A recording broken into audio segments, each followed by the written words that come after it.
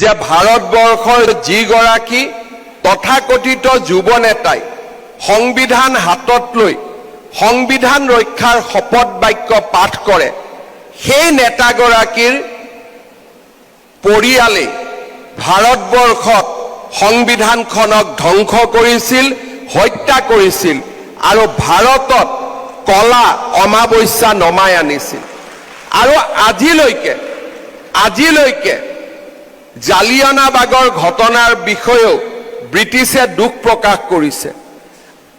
পৃথিৱীত হোৱা বহু ঘটনাত হিৰোশ্বিমা নাগাচাকিৰ পাৰমাণৱিক বোমৰ পিছতো আমেৰিকাৰ বহু ৰাষ্ট্ৰপতিয়ে হিৰোশ্বিমাত গৈ নিজৰ এক প্ৰকাৰে ভুলৰ অনুশোচনা কৰিছে।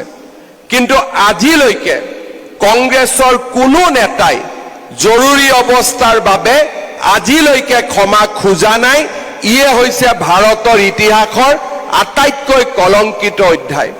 আমি সকলোৱে মিলি এই কথা নিশ্চিত কৰিব লাগিব যে যিগৰাকী ব্যক্তিয়ে সংবিধানৰ শপত খায়, সেইগৰাকী ব্যক্তি আৰু তেওঁৰ দলটোৱে ভাৰতবৰ্ষৰ ওচৰত ক্ষমা খোজা উচিত যে আমি ভাৰতবৰ্ষৰ সভ্যতা, সংস্কৃতি আৰু গণতন্ত্ৰক মষিমূৰ কৰিছিলোঁ। তেওঁলোকে আমাক প্ৰতিশ্ৰুতি দিয়া উচিত যে আৰু কেতিয়াও গণতন্ত্ৰক আমি ধ্বংস নকৰোঁ।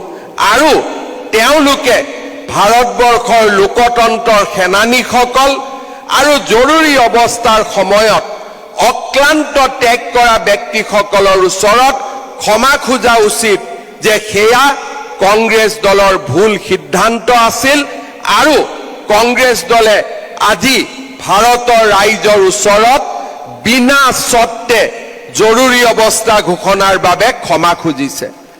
যেতিয়ালৈকে এই দিনটো নাহে, যেতিয়ালৈকে কংগ্ৰেছৰ নেতাসকলে জৰুৰী অৱস্থাৰ বিষয়ে ক্ষমা নোখোজে, সেই মুহূৰ্তলৈকে ভাৰতৰ সংবিধানখন হাতত লৈ সংবিধান ৰক্ষাৰ কথা কোৱাৰ তেওঁলোকৰ নৈতিক অধিকাৰ নাই।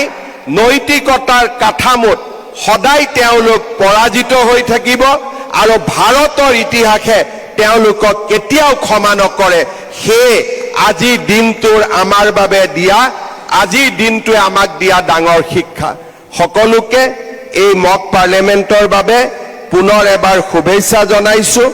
নতুন প্ৰজন্মই বছৰে বছৰে ধৰি এই কলা অধ্যায়ক স্মৰণ কৰিব লাগিব, কাৰণ আমি জৰুৰী অৱস্থাক পাহৰিব নোৱাৰোঁ আৰু জৰুৰী অৱস্থাক আমি পুনৰ উভতি আহিব দিব নোৱাৰোঁ।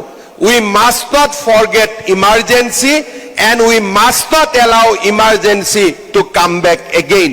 সেইটোৱে হৈছে আজিৰ আটাইতকৈ